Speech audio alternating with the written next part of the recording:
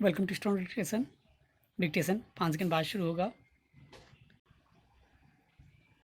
Ready start.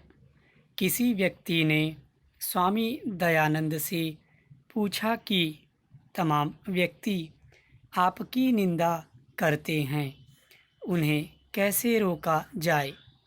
Swami ji ने उत्तर दिया, निंदा से तो ईश्वर भी नहीं बच सके, फिर हमारी तो बात ही क्या।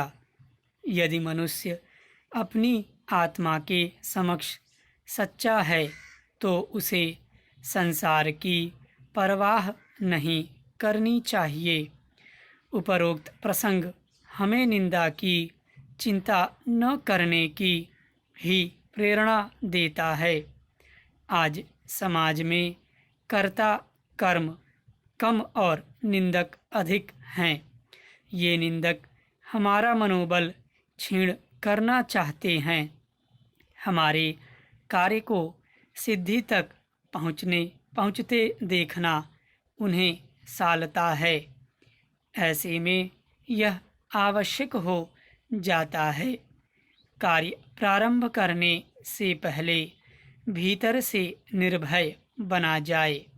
उपहास की चिंता न करें, निंदा पर ध्यान न दें, क्योंकि ये ऐसे कारक हैं जो हमारी उन्नति में बाधा उत्पन्न करते हैं। अब ये हमारे समाज का स्वभाव बनता जा रहा है कि हम दूसरे की अवनति में प्रसन्नता का अनुभव करने लगे हैं। यह सबसे बड़ा दुर्भाग्य है, इसे बदलना होगा। Para change. निंदा से कोई भी महापुरुष बच नहीं पाया। उनके परलोक गमन के वर्षों बाद भी विरोधी उनकी निंदा ही करते हैं। परंतु यदि ये महापुरुष निंदा से घबराते तो क्या वे महान कार्य कर पाते? निश्चित रूप से नहीं, क्योंकि उन्होंने निंदा को स्वयं पर हावी नहीं होने दिया। उन्होंने निंदा के भय को ही समाप्त कर दिया। जब यह भय समाप्त हो गया तो वे दुगुनी ऊर्जा के साथ श्रेष्ठ कार्यों में संलग्न हो गए। Para change. हमारे कार्यों को हमारी आत्मा की स्वीकृति भी आवश्यक होती है। यदि किसी कार्य को करने में हमारी आत्मा भयग्रस्त है तो समझ लीजिए वह कार्य स्वहित और समाज हित में ठीक नहीं।